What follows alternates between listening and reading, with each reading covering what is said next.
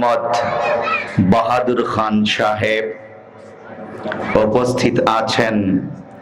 জাতির শ্রেষ্ঠ সন্তান মুহতারাম মুআজ্জাজ উলামায়ে কেরাম, সামনে উপবিষ্ট কোরআনের আশিক দ্বীনের সৈনিক মুসলিম ভাইয়েরা, পর্দার অন্তরালে অবস্থানরত আমার মা ও বোনেরা, আল্লাহ পাকের দরবারে অগণিত অসংখ্য শুকরিয়া। রব্বে করিম দয়া করে মেহেরবানি করে আমাদেরকে ফিতনা ফাসাদের এই জামানায় কোরআনের প্যান্ডেলের নিচে বসার জন্য কবুল করে নিয়েছেন। অন্তর থেকে শুকরিয়াতান বলি আলহামদুলিল্লাহ। আল্লাহ তাআলা তৌফিক দিয়েছে বলে আমরা তাফসীর মাহফিলে বসতে পেরেছি। তিনি তৌফিক না দিলে আমাদের পক্ষে বসা কি সম্ভব হতো? হোসাইন বাগদাদি রহমতুল্লাহ আলাইহি অনেক আগের ঘটনা আমরা শুনেছি। তিনি বাজারে গেলেন। আগের যুগে দাস দাসী কিনতো মানুষ। একটা দাসী কিনে আনলেন অল্প দামে। দাসীটা দেখতে কালো, কিন্তু চেহারার মধ্যে এক প্রকার নূর ছিল। কিনে নিয়ে আসলেন। দাসী বলল, মনিব, আপনার ঘরের সমস্ত কাজ আমি করে দেব, তবে রাতের বেলা আমাকে ছুটি দেবেন, আমি আমার মাওলার কাজ করব। কার কাজ করবে? মাওলার কাজ। হোসেন বাগদাদি বলল, খুব ভালো কথা, তুমি সারা রাত ইবাদত করো, আমার সমস্যা নাই, মঞ্জুর। দাসী দিনের বেলা সংসারের যাবতীয় কাজ করে, আর রাতের বেলা মহান রবের দরবারে যায় নামাজে দাঁড়িয়ে যায়। একদিন হঠাৎ রাতের বেলা হোসেন বাগদাদির ঘুম ভেঙে যায়। দেখে এক প্রকারের কেমন জানি আলো দাসীর ঘরের মধ্যে পড়তেছে। অবাক হলেন তিনি, কেন এই আলো আসে, কোত্থেকে আসে, আমার দেখা লাগবে। আরেকদিন রাতে তিনি চুপি চুপি উঠলেন, দাসীর ঘরের বেড়ার কাছে গিয়ে দেখলেন এই দাসী নামাজ পড়তেছে, মধুর সুরে তিলাওয়াত করছে, সুবহানাল্লাহ।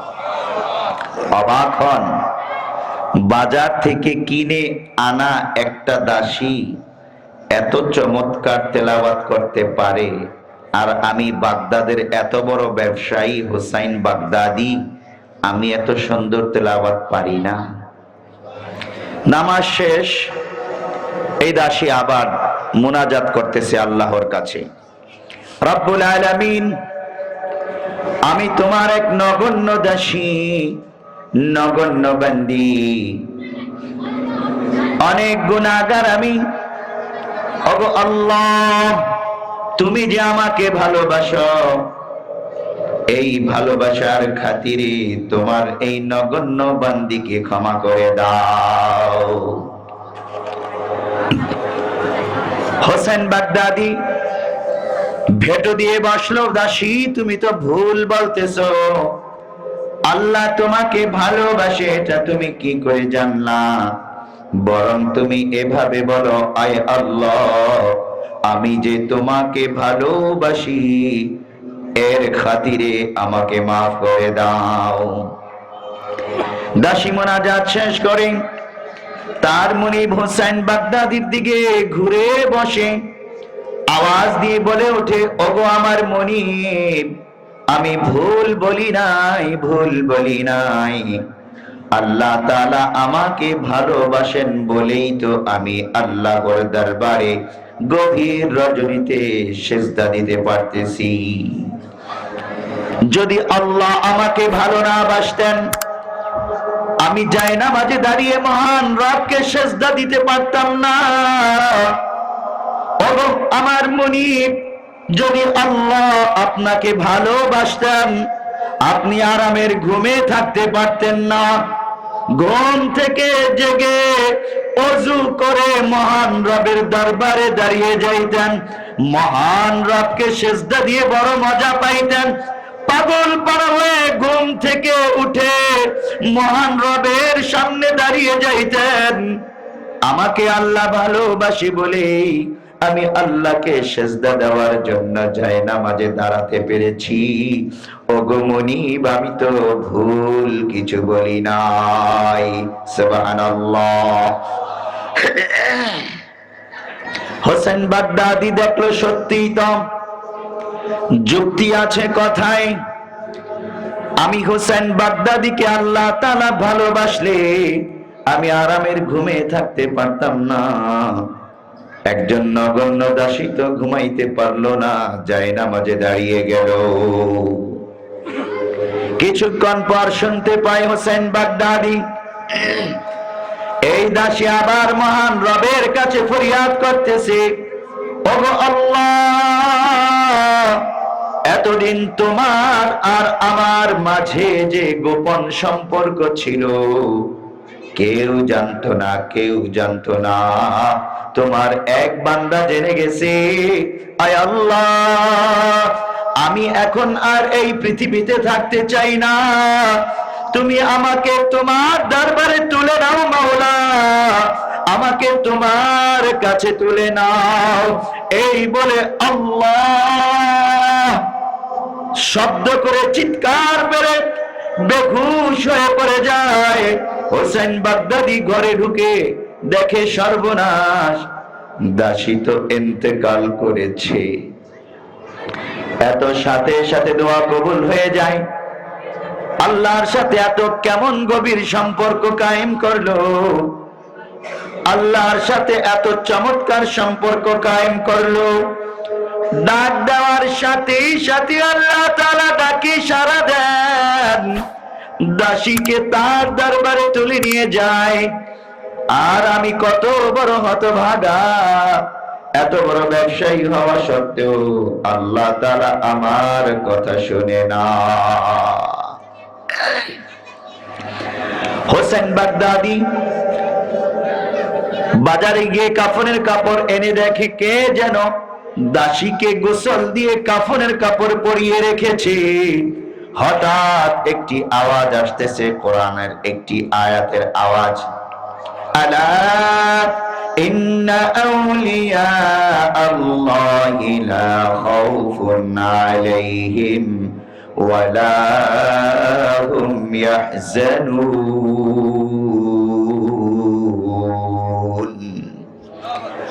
জেনে নিও, যারা আল্লাহর বন্ধু, যারা আল্লাহর বন্ধু হতে পেরেছো, তাদের কোনো ভয় নেই, কোনো চিন্তা নেই, কোনো পেরেশানি নেই, তাদের কোনো ভয় নেই, কোনো চিন্তা নেই। আলা ইন্না আউলিয়া আল্লাহি লা খাউফুন আলাইহিম ওয়ালা হুম ইয়াহজানুন। এই আয়াত শোনার পর হোসেন বাগদাদির ভিতরে আরো ওলট পালট শুরু হয়ে যায়। দাসীর লাশকে দাফন কাফন সব কিছু শেষ করার পর ব্যাপক পরিবর্তন আসে তার জীবনে। সে চিন্তা করে, আমার এই সম্পত্তি দিয়ে কি হবে যদি আল্লাহর সাথে আমার সম্পর্ক না থাকে? আমার এই বাড়ি ঘর দিয়ে কি হবে যদি আল্লাহর সাথে আমার সম্পর্ক না থাকে? হোসেন বাগদাদি তার যাবতীয় সম্পত্তি আল্লাহর রাস্তায় দান করে দিয়ে এক বুজুর্গের দরবারে চলে যায়। তওবা করে বায়াত করে কান্নাকাটি করতে থাকে আল্লাহর দরবারে। কবে তলক ফিরতা রহো মে দর বদর, ऐ खुदा अब तू लगा दे राह पर, ऐ खुदा मुझको पिला वहदत का जाम, कल्ब मेरा बन जाए बैतुल हराम। सुन मेरे मौला मेरी फरियाद को, आ मेरे मालिक मेरी इमदाद को। বলতেছে আর কাঁদতেছে, কাঁদতে কাঁদতে কাঁদতে কাঁদতে চোখ পানি দিয়ে দাড়ি আর বুক ভাসিয়ে ফেলে। পরবর্তী ইতিহাস লেখে তাজকিরাতুল আউলিয়া নামক কিতাব এমদাদিয়া লাইব্রেরি থেকে প্রকাশিত তাজকিরাতুল আউলিয়া কিতাবের মধ্যে লেখে, এই হোসেন বাগদাদি পরবর্তীতে এত বড় আল্লাহর ওলি হয়, হাজার হাজার গোমরা মানুষ তার হাতে বাইআত করে এই হোসেন বাগদাদির কাছে সবক নিয়ে অসংখ্য গোমরা মানুষ হেদায়েত পেয়ে যায়। সুবহানাল্লাহ। ও আমার মায়েরা, ও আমার বোনেরা, একটু চিন্তা করে দেখুন, হোসেন বাগদাদির জীবনের মোড় ঘুরিয়ে দিয়েছে একজন দাসীর জীবন্ত আমল। হোসেন বাগদাদি দুনিয়াদার ছিল, ব্যবসায়ী ছিল, আল্লাহর সাথে সম্পর্ক ছিল না, কিন্তু বাজার থেকে কিনে আনা নগণ্য একজন দাসীর ঈমান দীপ্ত দাস্তান হোসেন বাগদাদির জীবনের মোড় ঘুরিয়ে দেয়, তাকে আল্লাহওয়ালা বানিয়ে দেয়, এত বড় আল্লাহওয়ালা বানিয়ে দেয়, তার হাতে অসংখ্য গোমরা মানুষও হিদায়াত পেয়ে যায়। আমাদের মায়েরা, আমাদের বোনেরা আজ ওই দাসীর মতো হতে পারে নাই, অথচ আমাদের মায়েরা দাসী নয়, তারা মুক্ত, আজাদ, স্বাধীন। ওই দাসী আল্লাহর সাথে কত চমৎকার সম্পর্ক ছিল, কিন্তু আমাদের মা বোনদের সম্পর্ক আল্লাহর সাথে নাই। ওই দাসী কত চমৎকার মধুর সুরে কোরআন তেলাওয়াত করত, আমাদের মায়েরা বোনেরা কোরআন তেলাওয়াতই জানে না। কত বড় কপাল পোড়া, কোরআন তেলাওয়াত বিশুদ্ধ ভাবে করতে পারে না। রমজান তো চলে এসেছে সামনে, আমাকে আমি জিজ্ঞাসা করব আমি কোরআন তেলাওয়াত পারি কিনা, বিশুদ্ধ ভাবে তেলাওয়াত করতে পারি কিনা, আমাকেই আমি জিজ্ঞাসা করব। মাদ্রাসাগুলো, মহিলা মাদ্রাসা, ছেলেদের মাদ্রাসা এজন্যই প্রতিষ্ঠা হয়েছে। এই মাদ্রাসাগুলো থেকে একজন হোসেন বাগদাদির মতো আল্লাহওয়ালা তৈরি হবে, হোসেন বাগদাদির ওই দাসীর মতো একজন নারী ছাত্রী আল্লাহওয়ালি তৈরি হবে। আমাদের সন্তানদেরকে আমরা কোরআন শিখাবো, হাদিস শিখাবো, আমাদের সন্তানদেরকে আমরা আল্লাহওয়ালা বানাবো, ইবলিশের ধোঁকা থেকে আমরা বাঁচাবো। বর্তমান ফিতনা ফাসাদের জামানা, ইবলিশ শয়তান জাল বিছিয়ে রেখেছে, আমাদের সন্তানদেরকে জালের মধ্যে আটকে তাদের ঈমান আমল ধ্বংস করতেছে। সাবধান, সাবধান, ইবলিশের ধোঁকা থেকে নিজেও বাঁচবো, সন্তানদেরকেও বাঁচাবো।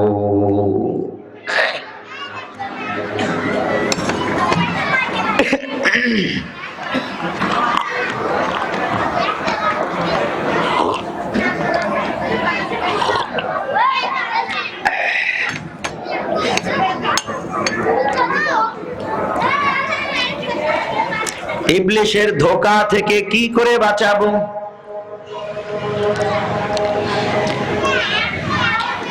কুরআনুল কারীমের তেলাওয়াত শুরু করার আগে একটা বাক্য পড়া লাগে, আউযু বিল্লাহি মিনাশ শাইতানির রাজীম।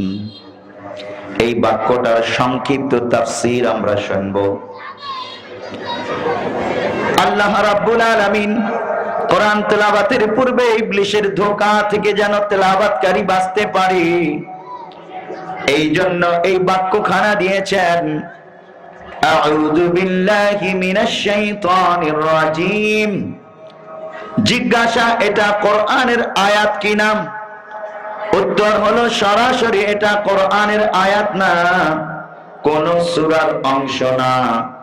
তবে হযরত আব্দুল্লাহ ইবনে মাসউদ রাদিয়াল্লাহু তাআলা আনহু থেকে বর্ণিত তাফসীরে কুরতুবীতে আছে 1 নম্বর খণ্ড 87 নম্বর পৃষ্ঠা হাদিস খানা এনেছে, আত-তাআব্বুযু লাইসা মিনাল কোরআন, তাআব্বুয তথা আউযু বিল্লাহি মিনাশ শাইতানির রাজীম এটা সরাসরি কোরআনের অংশ না। ওয়ালাকিন রুবিয়া আন ইবনে মাসউদ রাদিয়াল্লাহু আনহু, কিন্তু হযরত আব্দুল্লাহ ইবনে মাসউদ রাদিয়াল্লাহু তাআলা আনহু থেকে বর্ণিত আন্নাহু قال قلت اعوذ بالله السميع العليم من الشيطان الرجيم এই বাক্যটা একদিন আমি পড়লাম فقال للنبي صلى الله عليه وسلم তখন প্যারা নবী সাল্লাল্লাহু আলাইহি ওয়াসাল্লাম আমাকে বললেন ইয়া ইবনে উম্মে আবদ আউযু বিল্লাহি মিনাশ শাইতানির রাজীম হাকাযা আকরানি জিবরিল আনিল লাওহিল মাহফুজ তুমি যেইভাবে পড়েছো ওটা তো সুন্দর বাক্য কিন্তু লৌহে মাহফুজে যেই বাক্যটি লেখা আছে জিবরাইল আলাইহিস সালাম আমাকে শিখিয়েছে এইভাবে শিখিয়েছে আউযু বিল্লাহি মিনাশ শাইতানির রাজীম এইভাবে পড়বা হযরত আব্দুল্লাহ ইবনে মাসউদ রাদিয়াল্লাহু তাআলা আনহু তখন ওইভাবেই পড়তে লাগলেন এই হাদিস থেকে বোঝা যায় আউযু বিল্লাহি মিনাশ শাইতানির রাজীম লৌহে মাহফুজে লিপিবদ্ধ একটি বাক্য যেখানে কোরআন লিপিবদ্ধ আছে ঠিক ওখানে ওই জায়গায় আউযু বিল্লাহি মিনাশ শাইতানির রাজীম আলাদা ভাবে লিপিবদ্ধ আছে কত গুরুত্বপূর্ণ কোরআন জিবরাইল এনেছেন আউযু বিল্লাহি মিনাশ শাইতানির রাজীম এটাও জিবরাইল এনেছেন প্যারা নবীকে শিখিয়েছেন প্যারা নবী সাহাবায়ে কেরামকে শিখিয়েছে অর্থ কি এই বাক্যটা আউযু অর্থ আমি আশ্রয় প্রার্থনা করছি বিল্লাহি আল্লাহ তাআলার কাছে আউযু বিল্লাহি আমি আল্লাহর কাছে আশ্রয় প্রার্থনা করছি মিনাশ শাইতানির রাজীম বিতাড়িত শয়তান থেকে শয়তান মানুষকে পদে পদে ধোঁকা দেয় গুনাহের কাজ করায় যেমন নারীদের কথাই বলি মহিলাদেরকে বলে ওই দেখ আল্ট্রা মডার্ন আধুনিক কন্যারা নায়িকারা কত সুন্দর সুন্দর পোশাক পরেছে কি চমৎকার সাজগোজ করে অনুষ্ঠানে যায় আরে তুই যদি ওই রকম সাজতে না পারিস তুই গেও ভূত হবি তুই আল্ট্রা মডার্ন আধুনিক হতে পারবে না স্টার জলসা হিন্দি সিনেমা টেলিভিশন দেখে দেখে আমাদের কন্যারা মায়েরা বোনেরা শিখে এগুলা যে কোন নায়িকা কেমন পোশাক পরলো কি ধরনের সাজগোজ করলো তো কন্যারা বায়না ধরে বাবার কাছে ভাইয়ের কাছে আমারও ওই পোশাকটা এনে দাও আর আমার জন্য এই এই কসমেটিক্স এনে দাও এইভাবে আমি সাজবো এরপর বেপরদা অবস্থায় সাজগোজ করে অনুষ্ঠানে যায় প্যারা নবী সাল্লাল্লাহু আলাইহি ওয়াসাল্লাম হাদিসে বলছেন যেই নারী যেই মহিলা বেপরদা অবস্থায় সাজগোজ করে সুগন্ধি মেখে রাস্তায় বের হয় ইবলিস শয়তান তার দিকে উকি মারে সাথে সাথে এই মহিলা নাপাক হয়ে যায় নাউজুবিল্লাহ বলি এখানেই শেষ না এই মহিলার দিকে যত পুরুষ তাকাবে প্রত্যেকের চোখ কুল্লু আইনিন জানিয়া বেবিচারী বলে গণ্য হবে নাউজুবিল্লাহ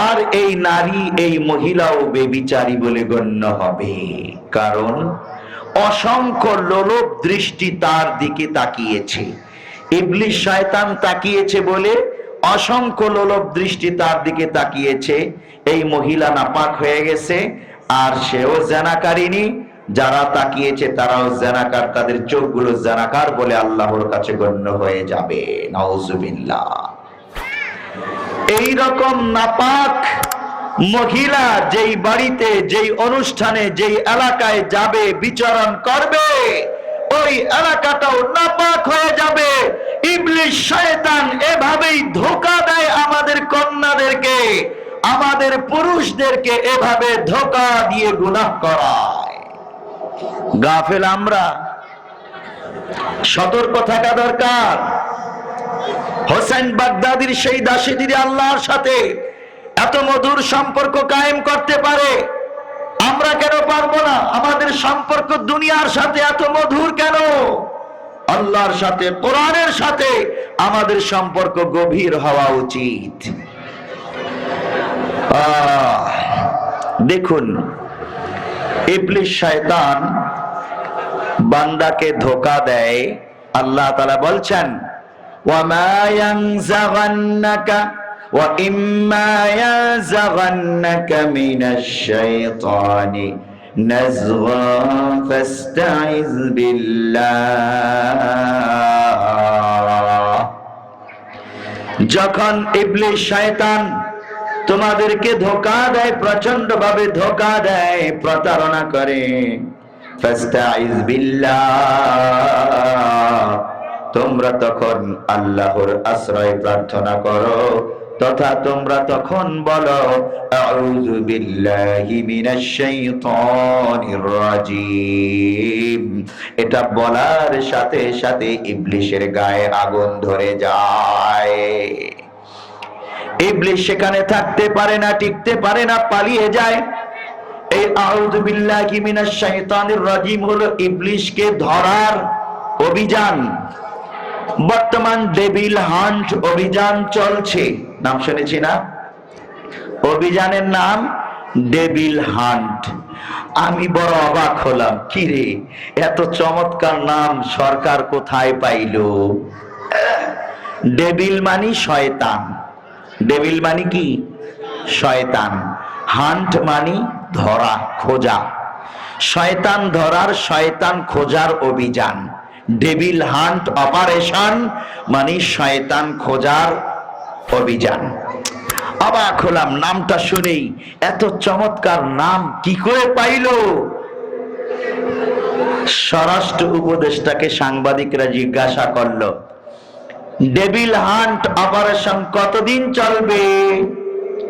স্বরাষ্ট্র উপদেষ্টা জবাব দেন, যতদিন ডেভিল থাকবে ততদিন ডেভিল হান্ট অপারেশন চলবে।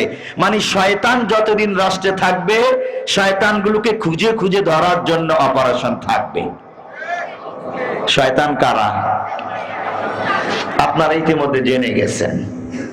গ্রেফতার করতেছে তাদেরকে, যারা সন্ত্রাসী, যারা ফেসিবাদী, যারা জালেম, যাদের হাতে অস্ত্র আছে, যারা খুনি, হামলাকারী, রাষ্ট্রে অস্থিতিশীল তৈরিকারী, সাধারণ নিরীহ জনগণের জান মালের উপর হামলাকারী, এই রকম ফেসিস্ট, ফেসিবাদী, জালেম, সন্ত্রাসী ব্যক্তিবর্গই হলো ডেভিল।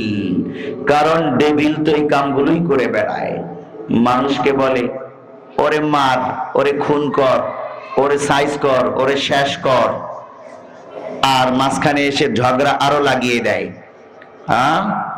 এটাই তো ডেভিলের কাম।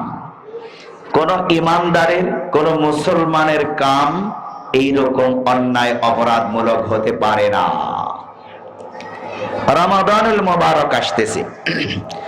আল্লাহ তাআলা আসল যে ডেভিল আছে ওটাকে রমজানের শিকলে বন্দী করেন। হাদিসে আছে, ইযা জাআ রমাদান, ইযা জাআ রমাদান ফুতিহাত আবওয়াবুল জান্নাহ ওয়া সুফিদাতিশ শায়াতিন। যখন রমজান আগমন করে, জাহান্নামের দরওয়াজাগুলো বন্ধ হয়ে যায়, জান্নাতের দরওয়াজাগুলো খুলে যায়, আর ডেভিলকে শিকলে আটকে ফেলা হয়। সুবহানাল্লাহ। যেন বান্দারা নির্বিঘ্নে শান্তিতে ইবাদত করতে পারে, বান্দাদেরকে যেন ডিস্টার্ব করতে না পারে, কোরআন তেলাওয়াতে যেন ডিস্টার্ব করতে না পারে, তারাবি নামাজ পড়তে যেন ডিস্টার্ব করতে না পারে, দান সদকা যাকাত দেওয়ার ক্ষেত্রে যেন ডিস্টার্ব না করে, এমনি করে রোজা রাখার ক্ষেত্রে যেন ডিস্টার্ব না করতে পারে। এই জন্য আল্লাহ তাআলা রমজানের ডেভিল হান্ট অপারেশন চালায়, আর ডেভিলকে, আসল শয়তানকে বন্দী করে। তাহলে আমরা মুসলমানরা, ইমানদাররা সব সময় ডেভিল হান্ট অপারেশনেই থাকব। ইবলিস শয়তানকে আমরা পরাজিত করব, বন্দী করব। ইবলিস যেন মুমিন হান্ট অপারেশন করতে না পারে, মুমিন ধরার অপারেশন। ইবলিসের প্রধান কর্মসূচি এইটা, সে খুঁজে খুঁজে মুমিনদেরকে ধরবে আর জাহান্নামী বানাবে। ইবলিসের অপারেশনের নাম হলো মুমিন হান্ট অপারেশন। ইবলিস মুমিনদেরকে ধরবে, আর ইমানদার আমরা অপারেশন চালাবো, ডেভিল হান্ট অপারেশন। ইবলিসকে ধরবো, সাইজ করব, আমাদেরকে সাইজ করতে পারবে না ইবলিস। দেখুন, আমি কোরআন থেকে আয়াত বলি।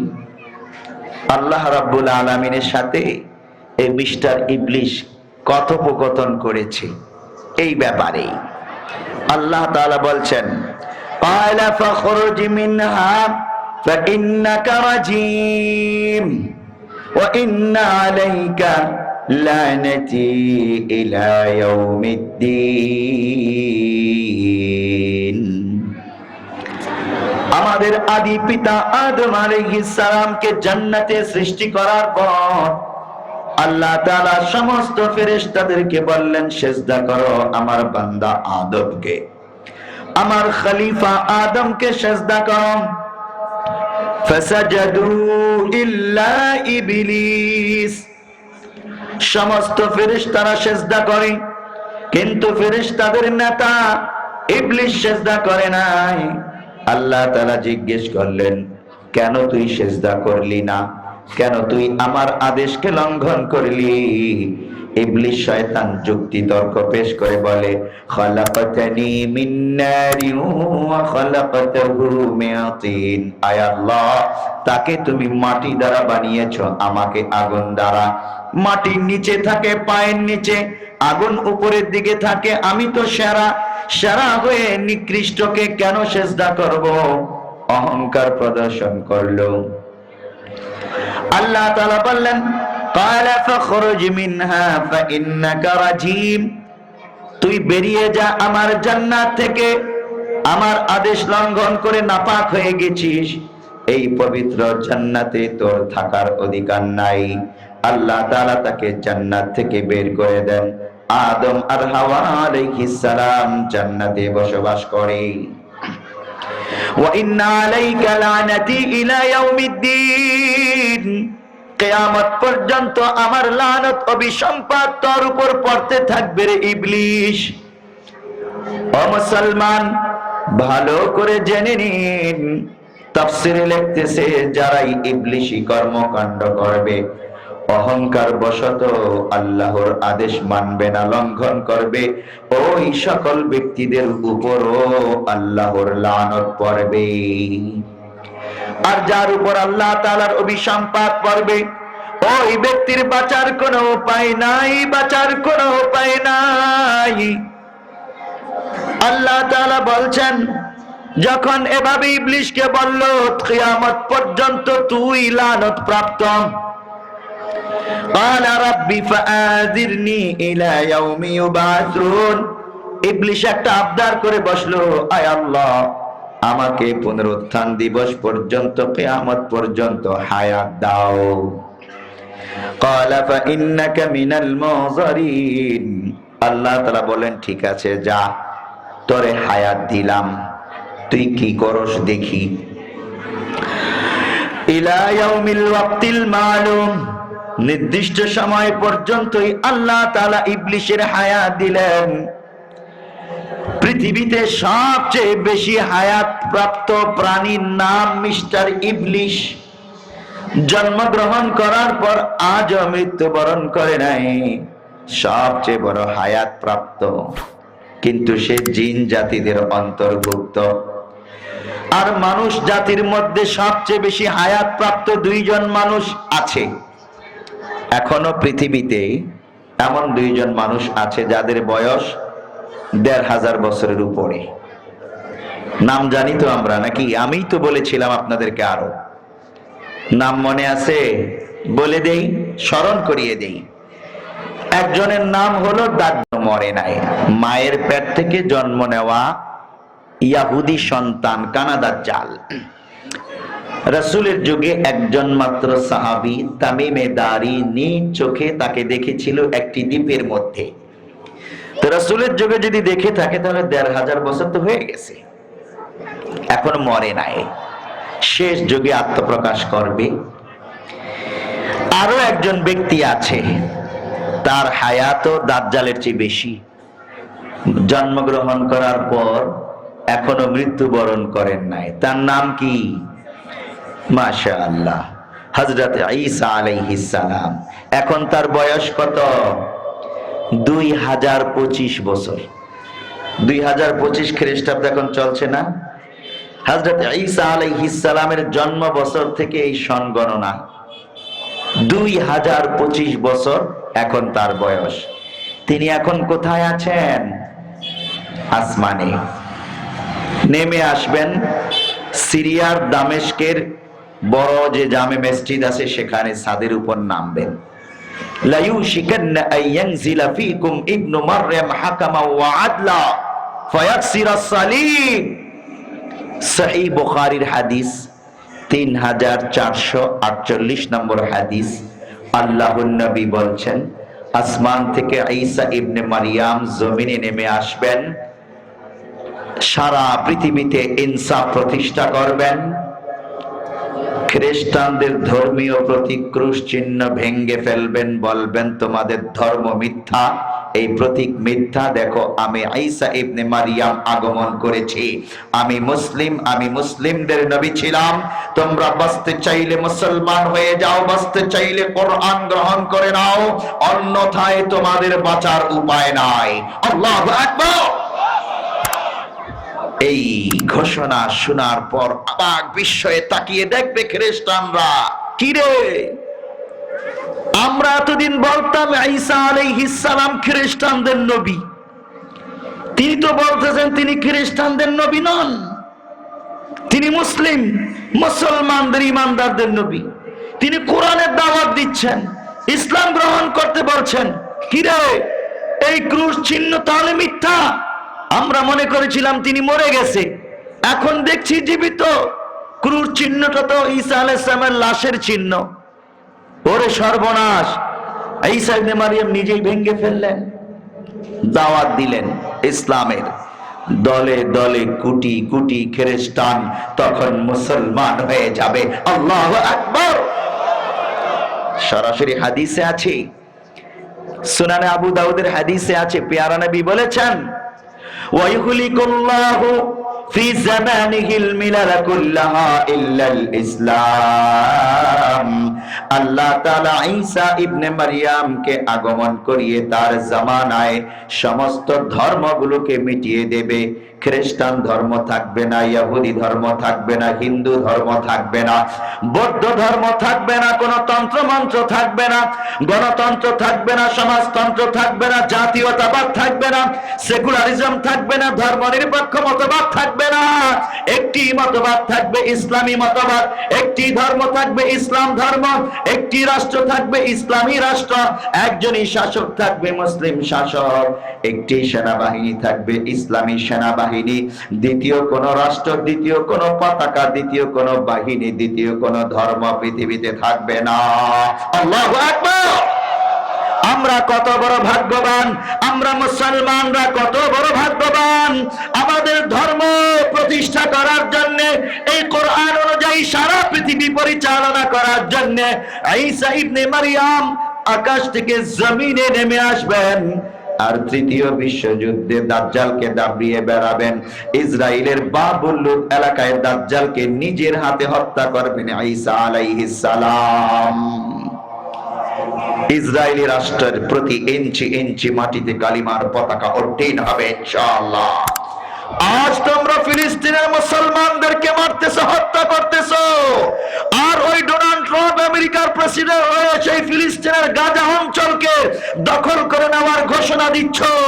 জেনে নিও, আমেরিকার প্রতি ইঞ্চি ইঞ্চি মাটিতে, ইসরায়েলের প্রতি ইঞ্চি ইঞ্চি মাটিতে, ভারতের প্রতি ইঞ্চি ইঞ্চি মাটিতে ইসলামের কালিমার পতাকা উড্ডীন হবেই হবে ইনশাআল্লাহ। এটা পেয়ারা নবীর ঘোষণা, হাদিসের ঘোষণা। ওইটা আমার আলোচ্য বিষয় নয়, এই জন্য আমি সেই দিকে যাচ্ছি না। শুধু একটা কথা বলতে গিয়ে এই দিকে চলে এসেছি। সবচেয়ে হায়াত প্রাপ্ত মানুষ, দুইজন মানুষ পৃথিবীতে আছে, একজন দাজ্জাল আর একজন ঈসা আলাইহিস সালাম। সবচেয়ে হায়াত প্রাপ্ত মানুষ দাজ্জালকে হত্যা করবে, সবচেয়ে হায়াত প্রাপ্ত আরেকজন মানুষ ঈসা আলাইহিস সালাম। তবে এদের চেয়েও অনেক বেশি হায়াত আরেকজনের আছে। কে সে? মিস্টার ইবলিশ। সে মানুষ না, জিন জাতির অন্তর্ভুক্ত। এই জন্য তাকে আলাদা করে বললাম, তার হায়াত সবচেয়ে বেশি। দেখুন, আল্লাহ তাআলা কোরআনেই তো বলেছেন, ইবলিস যখন হায়াত চেয়েছে কিয়ামত পর্যন্ত, আল্লাহ বললেন, যা তোরে দিয়ে দিলাম হায়াত, দেখি তুই কি করিস। এবার ইবলিস চ্যালেঞ্জ ঘোষণা করলো আল্লাহ তাআলার সাথে। দেখুন, কোরআনুল কারীমে আল্লাহ তাআলা বয়ান করেছেন, ক্বালা ফাবিইজ্জাতিকা লাউগবিয়ান্নাহুম আজমাইন। ইবলিস শয়তান আল্লাহ তাআলাকে বলল, ফাবিইজ্জাতিকা, আয় আল্লাহ তোমার ইজ্জতের কসম, লাউগবিয়ান্নাহুম আজমাইন, আমি তোমার বান্দাদেরকে অবশ্যই অবশ্যই গোমরাহ করে ছাড়ব। যে আদমের কারণে আমি জান্নাত থেকে বিতাড়িত হলাম, ওই আদম সন্তানকে আমি গোমরাহ করেই ছাড়ব। তোমাকে আমি চ্যালেঞ্জ ঘোষণা করলাম। ওরে বাবা, আল্লাহর সাথে চ্যালেঞ্জ ঘোষণা করে আমাদেরকে নাকি ধোঁকা দিয়ে জাহান্নামী বানাবে, মা বোনদেরকে নাকি ধোঁকা দিয়ে বেপর্দা বানিয়ে, গুনাহগার বানিয়ে পুরুষদেরকেও গোমরাহ বানাবে, জাহান্নামী বানাবে। আল্লাহর সাথে চ্যালেঞ্জ ঘোষণা করলো। ইবলিস যে চ্যালেঞ্জ ঘোষণা করেছে, এটা কি মিথ্যা?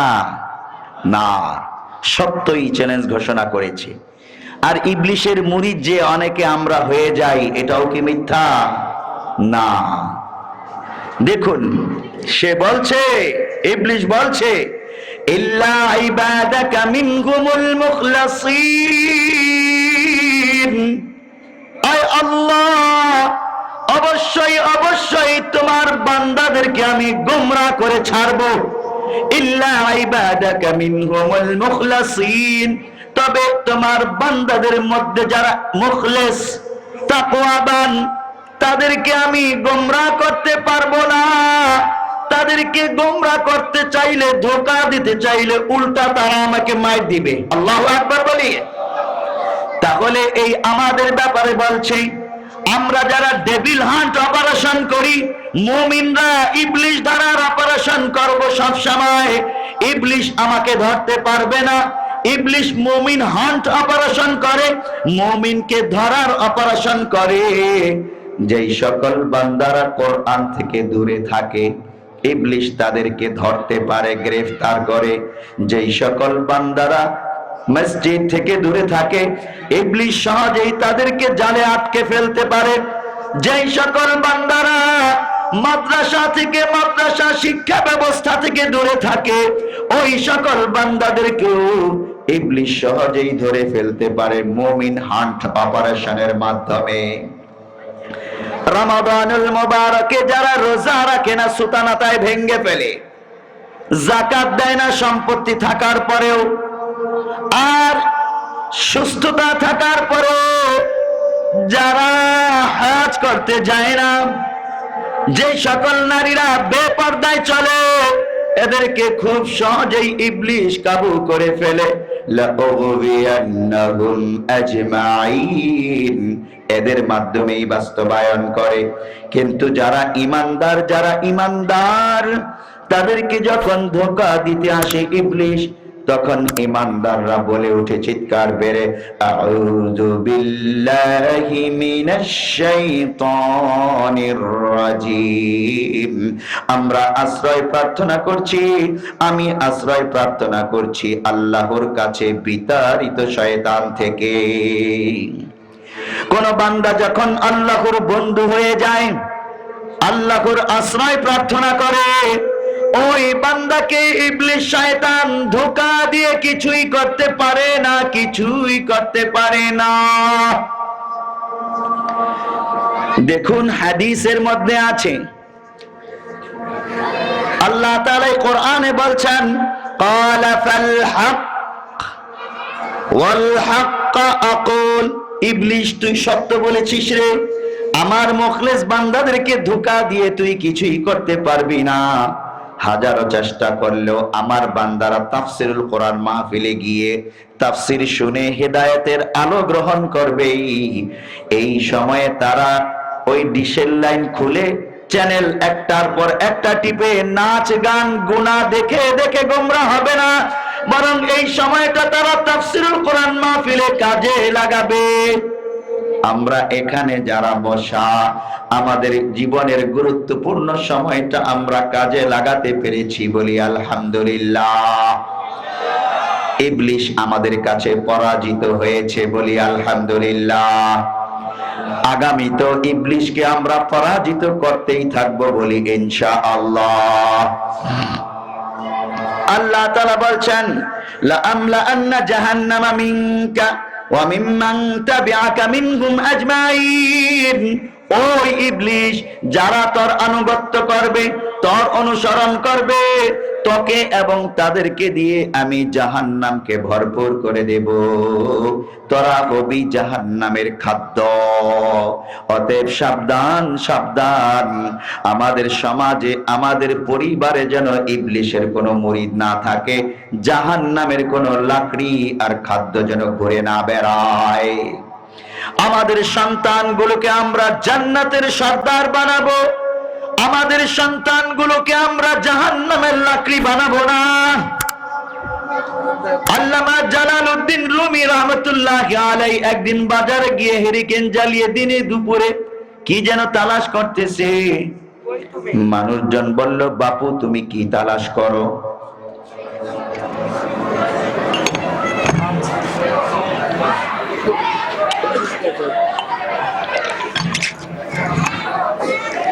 জালালউদ্দিন রুমি বলে, বাপু আমি মানুষ তালাশ করি, মানুষ। লোকজন বলে, তুমি কি পাগল না আহমক? বাজারে মানুষ ভরা, অথচ তুমি মানুষ খুঁজে পাও না। সূর্য আছে আকাশে, আলো ঝলমল দিবস, অথচ তুমি হেরিকেন জ্বালিয়ে তালাশ করতেছো মানুষ। তোমার মতো আহমক পাগল তো আর দেখি না। আল্লামা জালালউদ্দিন রুমি তখন জবাব দেন, একে মি বিনি খিলাফে আদমন্দ নিস্তনদ আদম খিলাফে আদমন্দ আদমেরা আদমিয়ত লাজমাস্ত और दरागर बून बाशद है जमास्त गर्भ सूरत आदमी इंसाब दे अहमद बो जहल हम एक साशदे। আরে ভাই আমি আহমক নই, পাগল নই, আমি আসলেই মানুষ তালাশ করতেছি। বাজারে যারা আছে একজনও মানুষ না, বরং মানুষের লেফাফা খোলস পড়ে আছে। মানুষের তো মানুষের গুণাগুণ থাকা লাগবে। চন্দন কাঠে যদি ঘ্রাণ না থাকে, ওটা দ্বারা লক্ষ টাকা দামের পারফিউম তৈরি হয় না, বরং ওটা লাকড়ি হিসেবে চুলায় জ্বলে। মানুষেরও যদি মনুষ্যত্ববোধ গুণাগুণ না থাকে, ওই মানুষও তো মানুষ বলে গণ্য হবে না, সে জাহান্নামের লাকড়ি হিসেবেই জাহান্নামে জ্বলবে। আমাদের সন্তানগুলোকে জাহান্নামের লাকড়ি হওয়া থেকে বাঁচাতে চাইলে, আমাদের সন্তানগুলোকে জান্নাতের সর্দার বানাতে চাইলে, কোরআনের প্রতিষ্ঠানে কোরআনের শিক্ষা দীক্ষা দিয়ে দামি করে গড়ে তুলতে হবে। আল্লাহ রাব্বুল আলামিন ইবলিস শয়তানকে পাল্টা হুমকি দিলেন। ইবলিস চ্যালেঞ্জ করেছে, আয় আল্লাহ, তোমার বান্দাদেরকে গোমরাহ করেই ছাড়বো। আল্লাহ বললেন, তুই আমার প্রকৃত বান্দাদেরকে গোমরাহ করতে পারবি না। তোকে যারা অনুসরণ করবে তাদেরকে সহ তোকে জাহান্নামে ঢুকাবো। ইবলিস শয়তান কি আল্লাহর সাথে পারবে? সম্ভব না। ও মুসলমান, এই জন্য আমরা ইবলিসের ধোঁকা থেকে বাঁচার জন্য সব সময় কোরআনে আমল করব। আন্না উসমান ইবনে আবিল আস আতান নবী সাল্লাল্লাহু আলাইহি ওয়াসাল্লাম, প্যারা নবীর একজন সাহাবী হযরত উসমান ইবনে আবিল আস রাদিয়াল্লাহু তাআলা আনহু একদিন প্যারা নবী সাল্লাল্লাহু আলাইহি ওয়াসাল্লামের কাছে আসলেন। ফাকালা ইয়া রাসূলুল্লাহ, তিনি বললেন, ওগো আল্লাহর নবী, ইন্নাশ শাইতানা ক্বাদ হালা বাইনি ওয়া বাইনা সালাতি ওয়া কিরাআতি ইয়ালবাসুহা আলাইয়া। ইবলিস শয়তান আমার আর আমার নামাজের মাঝে, কোরআন তেলাওয়াতের মাঝে ধোঁকা দেয়। আমাকে ঠিকমতো নামাজ পড়তে দেয় না, কোরআন তেলাওয়াত করতে দেয় না, দুনিয়ার ব্যস্ততার মধ্যে লাগিয়ে দেয়। আপনি আপনাকে জিজ্ঞাসা করে দেখুন, আমি আমাকে জিজ্ঞাসা করব, আমি দৈনিক কয় পৃষ্ঠা কোরআন তেলাওয়াত করি? ইবলিস আমাকে কোরআন থেকে দূরে রাখতে সক্ষম হয়েছে, নাকি আমি ইবলিসকে আমার আমল থেকে দূরে রাখতে সক্ষম হয়েছি? আমাকে আমি জিজ্ঞাসা করব। মা বোনেরা তাদের নিজেদেরকে জিজ্ঞাসা করবে, এই এক সপ্তাহে, গত এক সপ্তাহে কয় পৃষ্ঠা কোরআন তেলাওয়াত করেছি? আমি আমাকেই জিজ্ঞাসা করব। ও মুসলমান, এখানেই সফলতা আর ব্যর্থতার চিত্র ফুটে উঠবে। দেখুন, সাহাবী বলছে, ওগো আল্লাহর নবী, ইবলিস শয়তান আমাকে ধোঁকা দেয়, আমাকে কোরআন পড়তে দেয় না, ব্যস্ততা দেখায়, নামাজের মধ্যে ধোঁকা দেয়, মনোযোগ বিচ্ছিন্ন করে দেয়। فقال رسول الله صلى الله عليه وسلم ذاك شيطان يقال له خنزاب। ও আমার সাহাবী, তোমাকে যে ধোঁকা দেয় সেটা হলো ইবলিস শয়তান, যার নাম খিনজাব। খুব খারাপ এই শয়তানটা। শয়তানের অনেকগুলো সাঙ্গপাঙ্গ চালাচামুন্ড আছে। ওই শয়তানদের মধ্যে গুরুত্বপূর্ণ বড় একটা শয়তানের নাম হলো খিনজাব। এই শয়তানের দুটো বড় কাজ, একটা হলো বান্দাকে নামাজ থেকে গাফেল করা, আরেকটা হলো কোরআন থেকে গাফেল করা। কত বড় দুইটা ইবাদত, কোরআন এবং নামাজ। এই দুইটা বড় গুরুত্বপূর্ণ ইবাদত থেকে বান্দাকে গাফেল করার জন্য খিনজাব নামক শয়তানের উপর দায়িত্ব পড়েছে। আর এই খিনজাব নামক শয়তান এসেই এই দুইটা ইবাদতে আমাদেরকে ধোঁকা দেয়। প্যারা নবী প্রেসক্রিপশন দিলেন, সাহাবী প্রেসক্রিপশন জানতে চাইল, ইয়া রাসূলুল্লাহ, আমি এখন কি করব? ইবলিস আমাকে ধোঁকা দেয়, আমি এখন কি করব? আল্লাহর নবী প্রেসক্রিপশন দেন, আমরাও এটা আমল করব। فقال رسول الله صلى الله عليه وسلم فإذا أحسسته, যখন তুমি উপলব্ধি করো ইবলিস তোমাকে ধোঁকা দিচ্ছে, ফাতাআউযাজ বিল্লাহি মিনহু, তখন তুমি তাআউযুজ পাঠ করো তথা আওয়াজ করে বলে ওঠো, আউযু বিল্লাহি মিনাশ শাইতানির রাজীম। এটা আওয়াজ করে বলে ওঠো, এই তাআউযুজ পাঠ করো। ওয়াকফিল আলা ইয়াসারিকা সালাসা, আর বাম দিকে 3 বার থুতু নিক্ষেপ করো। থু থু থু 3 বার বললেই হবে, থুতু ফেলা জরুরি না, ছিটা ফোঁটা বের হলেই চলবে। আউযু বিল্লাহি মিনাশ শাইতানির রাজীম পাঠ করব, আর 3 বার থু থু থু এভাবে থুতু নিক্ষেপ করব।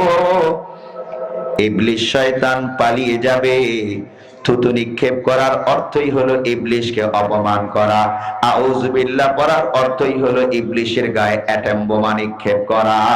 তখন ইবলিশ টিকতে পারে না, কারণ ডেভিল হান্ট অপারেশন শুরু করে দিয়েছি আমরা। আউযুবিল্লাহর মাধ্যমে, গোলা নিক্ষেপের মাধ্যমে ইবলিশের অপারেশন শুরু করেছি। ইবলিশ টিকতে পারে না, ওখান থেকে বেগে পালিয়ে যায়। যেই সমাজের মধ্যে গুনাহের কাজ দেখবেন আপনি, আওয়াজ করে আউযুবিল্লাহি মিনাশ শাইতানির রাজিম বলে উঠবেন, যারা গুনাহ করতেছে ওরাও কিছুটা হলেও একটু থেমে যাবে। ও মুসলমান, এভাবে প্যারা নবী প্রেসক্রিপশন দেবার পর ক্বালা ফাফআলতু যালিকা ফাআযহাবাহুল্লাহু আন্নী, আমি এভাবে আমল করলাম, আল্লাহ তাআলা আমার থেকে ইবলিশকে দূর করে দেয়, ইবলিশ আর আমাকে ধোঁকা দিতে পারে না। হাদিসটি রয়েছে সহিহ মুসলিম 2203 নম্বর হাদিস। প্যারা নবী সাল্লাল্লাহু আলাইহি ওয়াসাল্লাম যে প্রেসক্রিপশন দিয়েছেন, এটার উপর আমরা আমল করব বলি ইনশাআল্লাহ। আমল করব তো ইনশাআল্লাহ। রমাদান আসতেছে, আমরা কাজে লাগাবো। প্যারে হাজিরিন, আমার আলোচনা এখানেই সমাপ্তি টানছি। যতটুকুন আলোচনা হলো, আল্লাহ তাআলা আমাদেরকে এর উপর পরিপূর্ণভাবে আমল করার তৌফিক দান করুন বলি আমিন।